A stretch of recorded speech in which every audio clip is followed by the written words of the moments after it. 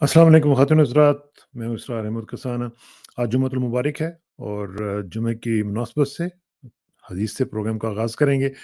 बाकी भी टॉपिक्स हैं, उसका ज़रा मैं बाद में आपको बताता हूँ, लेकिन सबसे पहले हदीस पाक और वो हदीस है रसूलुल्लाह सल्लल्लाहु अलैहि वसल्लम का पसंदीदा अमल क्या है? और उस हवाले से ये हदीस है सैयदा आयशा रज़ी अल्लाह तआला अन्हा और सैयद उम्मे सलमा रज़ी अल्लाह तआला अन्हा से सवाल किया गया कि कौन-सा अमल रसूलुल्लाह सल्लल्लाहु अलैहि वसल्लम को सबसे ज़्यादा पसंद था? तो उन्होंने कहा, जिस पर हमेशगी की जाए, अगरचे वो कम हो। यानी दूसरे अल्फाज़ में, छोटी भी नेकी अगर करनी हो, लेकिन तवातुर के साथ। छोटी नेकी और तवातुर के साथ। उसमें रेगुलैरिटी होनी चाहिए, उसमें एक तवातुर होना चाहिए, तो जो काम आप छोटा-सा भी कोई काम करेंगे, लेकिन तवातुर के साथ करेंगे, तो वो आप सल्लल्लाहु अलैहि वसल्लम का पसंदीदा अमल बन जाएगा। तो यहाँ से आप अंदाज़ा लगा लें कि एक छोटी-सी नेकी, वैसे तो ख़ैर कोई भी नेकी छोटी नहीं होती। लेकिन अगर उस हिसाब से देखा भी जाए तो छोटी-सी भी नेकी जो है अगर आप तवातुर से करते रहें, तो असल में जो कमाल है ना, वो कहते हैं ना करामत दर इस्तिकामत अस्त। तो जो करामत है बेसिकली रेगुलैरिटी में है, इस्तिकामत में है। तो इसलिए जो भी काम आप करें, नेकी का काम करें, उसको कोशिश करें कि वो तवातुर के साथ करते रहें, तो इंशाअल्लाह उसमें अल्लाह ताला बरकत डाल देता है और वही कबूलियत का ज़रिया भी बन जाती है। और इसी हवाले से अब जिन-जिन लोगों ने ये हदीस सुनी है, मेरी उनसे गुज़ारिश है, बहुत ही मुअद्दबाना तौर पर, कि एक दफ़ा ज़रूर दुरूद शरीफ पढ़ लें। मुझे यकीन है कि हमारे लिए तोशे आखिरत बन जाएगा। अच्छा जी, दूसरी एक चीज़ जो है, टॉपिक्स थोड़े-से मैं आपको बता देता हूँ। एक तो ये है कि जो अभी थोड़ी देर पहले ही पता चला कि जस्टिस बाबर सत्तार साहब ने एक छक्का मारा है और वो जो उम्मीदें लोगों की दम तोड़ चुकी हुई थी, उनको एक दफ़ा फिर ज़िंदा किया है। उसकी ज़रा तफ़सील से बात करेंगे, फिर बाकी चीज़ें जो है, जो कौमी असम्बली का भी चल रहा है सिलसिला। लेकिन उससे पहले आज मुझे फिर याद आ गया, जुम्मतुल मुबारक है, तो इसलिए आपने सब्सक्राइब भी करना है और आपने शेयर भी करना है, लाइक भी करना है, कमेंट्स ज़रूर किया करें, बताया करें कि आप क्या चाहते हैं और ज़रूर शेयर करें और सब्सक्राइब करें, लोगों को ज़्यादा से ज़्यादा तक लोगों तक पहुँचाएँ, क्योंकि आपको पता है इस वक्त जो हमारा डोमेस्टिक और इंटरनल मीडिया है पाकिस्तान का, उसकी जो हालत है, उस पे उनसे शिकायत भी नहीं की जा सकती, लेकिन चूँकि इस वक्त जो क्रैकडाउन्स हो रहे हैं, जो हालात हैं, इमरान रियाज़ और असद तूर वगैरह जैसे लोग जो हैं वो भी अंदर हैं, तो इस माहौल में उनसे कुछ ज़्यादा की तवक्को नहीं रखनी चाहिए। तो इसलिए जो बाहर लोग बैठे हुए हैं, जो इंडिपेंडेंट जर्नलिज़्म कर रहे हैं, उनको सपोर्ट करना आपका फ़र्ज़ है और आपको लोगों को भी ये कहना चाहिए कि उनको सपोर्ट करें। अच्छा जी, सबसे पहले जस्टिस बाबर सत्तार साहब ने हैं, उन्होंने जो डीसी इस्लामाबाद, जो बड़ी शैब बने हुए थे, मेमन साहब, उनको 6 महीने के लिए अंदर कर दी। सज़ा दे दी है, एसएसपी साहब को भी सज़ा दे दी 4 महीने की। ये वैसे मेरी नज़र में तो ये थोड़ी है, ज़्यादा देनी चाहिए थी, क्योंकि उन्होंने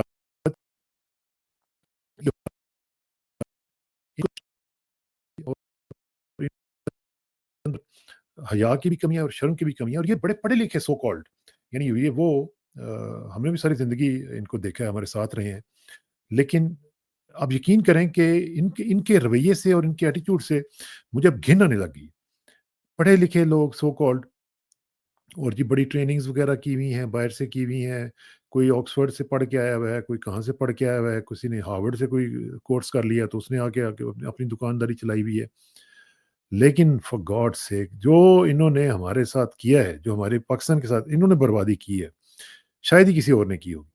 यानी इनको बाकायदा कायदे-आज़म की तस्वीर के नीचे बैठ के ये रिश्वत लेते हैं, रिश्वत के काम करते हैं, हराम खाते हैं और हराम खिलाने के लिए प्लानिंग्स करते रहते हैं। तो ये बहुत अच्छा किया है जस्टिस बाबर दस्तार साहब, वेल डन। आपने हमारी उम्मीदें जो थीं, जो टूट रही थीं, जो मर रही थीं, उनको एक दफ़ा फिर ज़िंदा किया है, और ख़ास तौर पे इस माहौल में कि जहाँ पे जस्टिस आमिर फ़ारूक जैसे लोग जो हैं, वो जज बने हुए हों, जिन्होंने तय किया हुआ हो कि हमने इंसाफ की हर टाँग तोड़नी है। उस माहौल में आपने एक ऐसा फैसला दे के कम से कम ये जो ब्यूरोक्रेसी है, इसको नत्थ डालने की आपने कोशिश ज़रूर की है। मुझे पता है इस पे आपके ऊपर बैकलैश भी आएगा, आपको शायद मसाइल का भी सामना करना पड़े, लेकिन अवाम आपके साथ खड़ी भी होगी, ये आप याद रखिएगा। पूरी अवाम आपके साथ खड़ी हुई होगी, क्योंकि पाकिस्तान की अवाम जो है ना, वो तरस गई है कि ये जो इस तरह के, मेरे मुँह से कुछ लफ़्ज़ निकलता है कि ये इस तरह के जो मगरमच्छ हैं, घटिया किस्म के पढ़े लिखे मगरमच्छ जो हैं, जो जिस जगह पे भी हैं, इनको नत्थ डालना और इनको इनके किए की सज़ा देते हुए देखना, ये हमारे पाकिस्तानियों की ख़्वाहिश है और बड़ी पुरानी ख़्वाहिश है। اللہ کرے کہ یہ اب پوری ہونا شروع ہو جائے اور پاکستان میں انصاف کا بول بالا جو ہے وہ قائم ہو. اگرچہ یہ بارش کا ہی صحیح، ایک چھوٹا سا قطرہ ہی صحیح، لیکن کم از کم ایک چھوٹی سی خبر جس نے تھوڑا سا ہمارا جو حوصلہ ہے وہ بڑھا دیا ہے. بہت بہت شکریہ. ویل ڈن جسٹس بابر ستار صاحب. اچھا جی، ابھی جیسے آپ یہ ویڈیو دیکھ رہے ہوں گے اس وقت تک پاکستان کی جو نیشنل اسمبلی ہے، جو جعلی نیشنل اسمبلی بنائی گئی ہے، اس میں اسپیکر اور ڈپٹی اسپیکر کا انتخاب جو ہے وہ ہو چکا ہوگا. اور وہی جو جعلی قسم کے لوگ ہیں وہ آ چکے ہوں گے اور انہوں نے اپنے جو امیدواران ہیں ان کو کامیاب کروا لیا ہے. تو وہ کرواتے ہیں، کوئی مسئلہ نہیں ہے. آپ صرف ان کی بے لباسیوں کو دیکھیں. آپ بس آپ صرف ان کے یہ دیکھیں کہ یہ کتنے بے لباس ہوتے ہیں، کیونکہ اب ان کے پاس سوائے بے لباس ہونے کے اور کوئی آپشن نہیں ہے. یہ اوریانی کی وہ منزلیں طے کریں گے کہ جو شاید ہی کسی نے دیکھی ہوں. ادھر ہم دیکھیں گے کہ آج کے پی میں بھی گنڈاپور جو ہیں وہ ٹیک اوور کریں گے.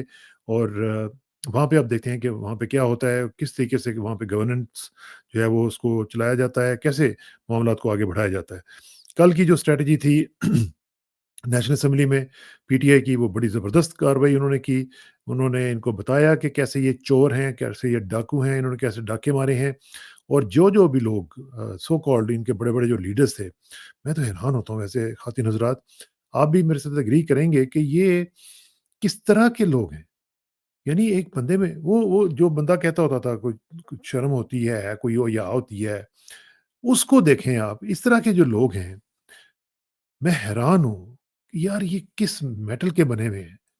ان کے اندر ذرہ برابر ایک ہوتی ہے نا، تھوڑی سی بھی ایک رمق شرم کی، کہ جس کو آدمی، جس کا کوئی حق ہی نہ بنتا ہو اور اس کو وہ کہہ دیں کہ جی ہاں یہ میرا ہے.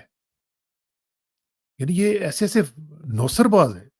یقین مانے، میں ایک شخص کو جانتا ہوں جو ایسے ایسی نوسر بازی کرتا تھا کہ ٹریکٹر جو ہے وہ کسی کی زمین میں چل رہا ہوتا تھا تو وہ کہتا تھا کہ یہ میرا ٹریکٹر ہے اور یہ تم کتنے کا خریدو گے. تو وہ کہتے تھے اچھا جی میں اتنے کا خرید لوں گا.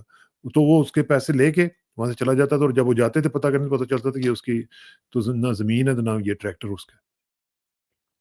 یہ اس سے بھی بڑھ کے نوسر باز ہیں. یہ اس سے بھی بڑھ کے نوسر باز ہیں. آپ اندازہ لگائیں ذرا. یہ خواجہ آصف دوسرے اور یہ نواز شریف اور ان کی ساری فیملی اور ایون ہمارے فیوچر کے جو پرائم منسٹر بننے جا رہے ہیں، یعنی جس میں ایک ذرہ برابر سپائن نہیں ہے، وہ اب ہمارا پرائم منسٹر ہوگا. جس کے اندر ذرہ برابر غیرت کے کوئی رمق نہیں ہے، وہ آپ کا پرائم منسٹر بنے گا. پوری دنیا اور یہ نہیں اس کو بھی پتہ چلے گا کہ کیا چیزیں آپ نے دیکھنی ہے. اور لیکن کل کی جو اسٹریٹجی تھی پی ٹی آئی کی، وہ زبردست اسٹریٹجی تھی. آئی وش کہ پنجاب اسمبلی میں بھی کچھ لوگوں کو خوف نے آ کے ان کو دامن نہ تھام لیا ہوتا، ورنہ پنجاب اسمبلی میں بھی ان کو چاہیے تھا کہ یہ محترمہ مریم نواز صاحبہ کو ذرا تھوڑا سا وہاں پہ ٹف ٹائم دیتے. لیکن وہاں پہ پتہ نہیں انہوں نے کیا کیا ہے، کیا ان کا کوئی ڈیل ہوئی ہے، کیا ہوا ہے. لیکن جو بھی ہوا ہے وہ پی ٹی آئی کے لیے ٹھیک نہیں ہوا. اتنے آرام سے آپ نے اس کو اسپیچ کرنے دی، کوئی پوچھا نہیں، کسی نے کوئی بیچ میں بات نہیں کی. اور آپ اتنے چوچے تو نہیں تھے، آپ میں سارے لوگ تو نئے نہیں تھے، باقی لوگ پرانے بھی تھے بیچ میں. تو کیا ان کو نہیں پتا تھا کہ ہم باہر جائیں گے تو ہمیں لاک اپ کر دیا جائے گا اور باہر اندر پھر لاک آؤٹ کر دیا جائے گا، کوئی اندر نہیں آنے دے گا پھر ہمیں. تو یہ جو صورتحال ہے، یہ میرا خیال ہے پی ٹی آئی کے لیے بھی لمحہ فکریہ ہے کہ آپ کیا کر کیا رہے ہیں. تو ایک ہی دفعہ آپ نکلیں باہر اور نکل کے ذرا بتائیں تو صحیح نا کہ آپ کے ساتھ ہوا کیا ہے. اب تو یہ لوگ سمجھ رہے ہیں کہ جی ٹھیک ہے، انہوں نے بس شور و غوغا کرنا ہے، باقی وہ کرتے رہیں گے، ہم آگے اپنے للے تو للے جو ہیں وہ کرتے رہیں گے. یہ تو سلسلہ جاری رہے گا. اچھا جی، یہ پی ٹی آئی کی اسٹریٹجی ہو گئی. اچھا، اب ایک اور چیز بڑی امپورٹنٹ ہوئی ہے. وہ آپ نے دیکھا کہ کل ایک آڈیو چل رہی تھی، بلکہ ویڈیو بھی تھی، کہ جس میں احمد ولی نے بڑی اپنی اسٹیبلشمنٹ کو، فوج کو بڑے ہی سخت الفاظ سے انہوں نے بات کی ہے. انہوں نے یہ بتایا کہ کس طریقے سے بارڈر کے اوپر جائیں اور کس طریقے سے 9 مئی کے واقعات میں انہوں نے کہا کہ وردی والوں نے یہ سارا کچھ کیا تھا اور بہت ہی سخت الفاظ انہوں نے استعمال کیے. اب نئی ایک جو ویڈیو آئی ہے وہ ہے محمود خان اچکزئی صاحب کی، جو پی کے میپ کے جو سربراہ ہیں. آج انہوں نے پشتونستان کی بات کی ہے. میں آپ کو تھوڑی سی سناتا ہوں کہ پشتونستان کے بارے میں وہ کیا کہہ رہے ہیں. کہ جی اب دیکھیں ذرا ابھی یہ حالات کیسے ہیں. اور ابھی سے ہی ابھی قومی اسمبلی نے وجود نہیں اپنا اختیار کیا اور ابھی سے باتیں کیا شروع ہو گئی ہیں. یہ ذرا سنیں آپ.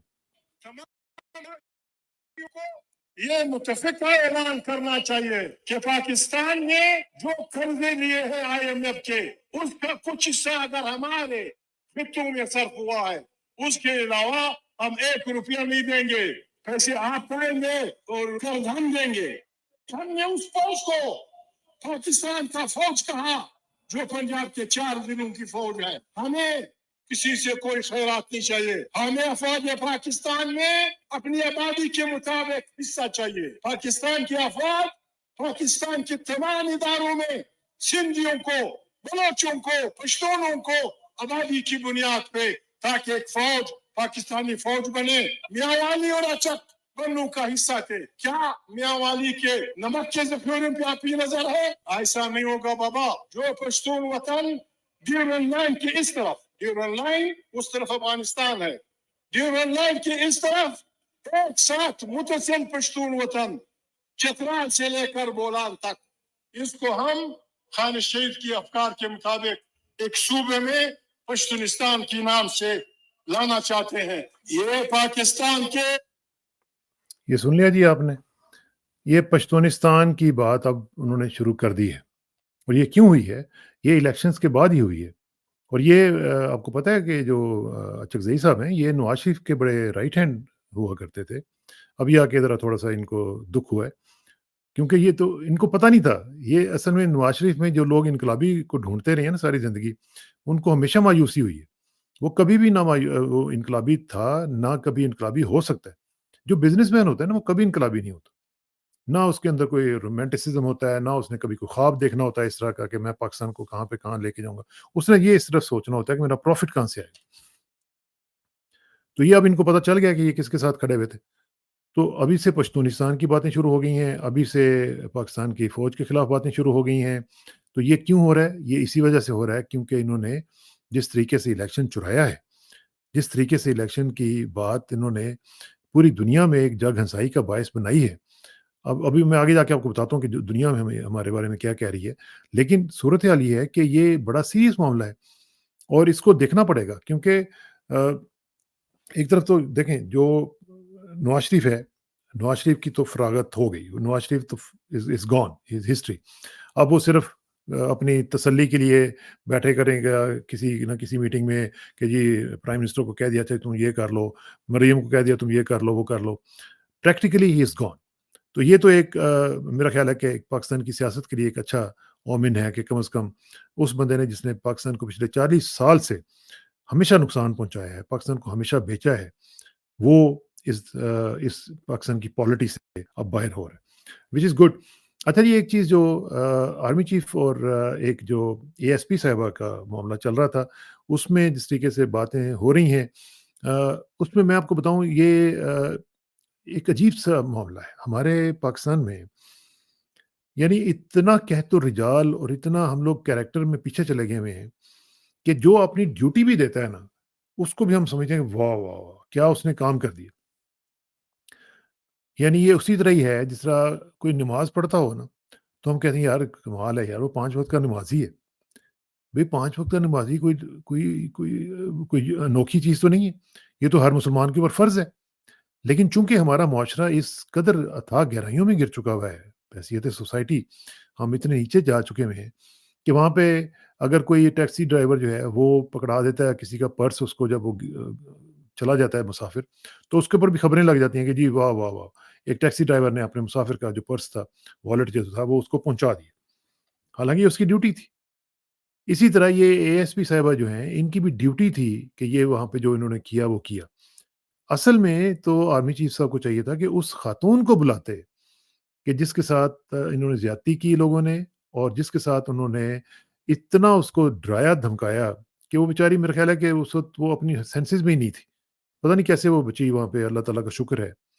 تو اس کو بلا کے تو میرا خیال ہے کہ آرمی چیف صاحب کو چاہیے تھا کہ جناب وہ میسج دیں کہ اس طرح کی حرکتیں جو ہیں یہ بند کی جائیں کیونکہ یہ پاکستان کے اندر جو ایکسٹریمزم کے جو کرنے والے ہیں اور اس طرح کے اجڑ قسم کے جو لوگ ہیں ان کے بارے میں کوئی میسج جاتا کہ بھئی آپ کیا کر رہے ہیں اور اس خاتون کا بھی حوصلہ بڑھتا. یہ تو وہ خاتون ہے اے ایس پی صاحبہ جو ہیں، یہ تو ابھی پتہ چلا کہ یہ جو صنم جاوید اور طیبہ راجہ وغیرہ کو گرفتار کرانے والی یہ عورت تھی. تو اس کو جناب آپ شاباشیاں دے رہے ہیں، اس کو آپ جناب سر پہ ہاتھ رکھ رہے ہیں، اور کبھی کچھ کر رہے ہیں، کبھی کچھ کر رہے ہیں۔ اسی طرح وہ دوسرا جو معاملہ ہوا ہے وہاں پہ بھی آپ نے یہی دیکھا، جو مریم نے ایک پولیس کی جو خاتون تھی اس کا جو دوپٹہ اس کو صحیح کرنا شروع کر دیا۔ بھئی آپ کا کیا کام ہے کہ آپ لوگوں کے دوپٹے سیدھی کرتے پھریں؟ کسی نے لینا ہے دوپٹہ لے، نہیں لینا نہ لے۔ لیکن آپ اتنا کانڈیسینڈنگ بیہیویئر جو ہے یہ اس طرح کبھی بھی کسی بھی سوسائٹی میں برداشت نہیں کیا جاتا۔ اچھا جی، دوسری چیز جو ہے وہ یہ ہے کہ جو ریزرو سیٹس ہیں، یہ پی ٹی آئی کے لیے ایک عجیب سا مسئلہ انہوں نے بنا دیا۔ حالانکہ وہ پارٹی جو ہے وہ ڈیزرو کرتی ہے کہ ان کو ان کی سیٹس ملیں۔ پہلے انہوں نے اس کا بلے کا نشان چھینا، پھر انہوں نے اس کو ہر طریقے سے مارنے کی کوشش کی، اور اب ان کا جو حق ہے اس کو بھی دیتے ہوئے ان کی جان نکلی ہوئی ہے۔ اگرچہ اب حالانکہ مجھے لگتا ہے کہ یہ پرائم منسٹر کے کینڈیڈیچر تک جو ہے اس کو اس طرح ہی رکھیں گے لٹکا کے، اور ہو سکتا ہے کہ سینٹ کے بھی انتخابات تک اس کو ایسے ہی لٹکا کے رکھیں تاکہ پی ٹی آئی کی جو سیٹیں ہیں وہ کم سے کم رہیں اور ان کو ایڈوانٹیج ہو سکے۔ حالانکہ اگر یہ پریزیڈنشل الیکشن ہوتا ہے تو اس میں بھی یہ کافی ٹف سچویشن ہو سکتی ہے آئندہ چند دنوں میں، کہ زرداری صاحب جو ہے نا ان کو میرا خیال ہے کہ کچھ لالے پڑ سکتے ہیں کہ ان کے ساتھ کیا ہو سکتا ہے۔ اچھا، آخر میں تھوڑا سا آپ کو بتاؤں کہ یو ایس پریشر جو ہے وہ بڑا زیادہ ہونا شروع ہو چکا ہوا ہے، اور وہ اتنا زیادہ ہو رہا ہے کہ اب کانگریس مین اور سینیٹرز کی تعداد جو ہے وہ بڑھتی چلی جا رہی ہے۔ ایک تو یہ ہے کہ میں آپ کو سینیٹر مارکی جو ہیں ان کی ایک اسٹیٹمنٹ آپ کو دکھا رہا ہوں، یہ انہوں نے اسٹیٹمنٹ جاری کی ہے۔ اس میں انہوں نے بیسیکلی، میں اس کا مختصراً آپ کو بتا دیتا ہوں کہ انہوں نے کیا کہا ہے۔ انہوں نے کہا ہے کہ جی on February 8 the Pakistani people raised their voices by voting in national elections. Record number of members of minority groups, women and youth registered, and thousands of poll workers, election observers, and civil society organizations work together to uphold Pakistani electoral institutions.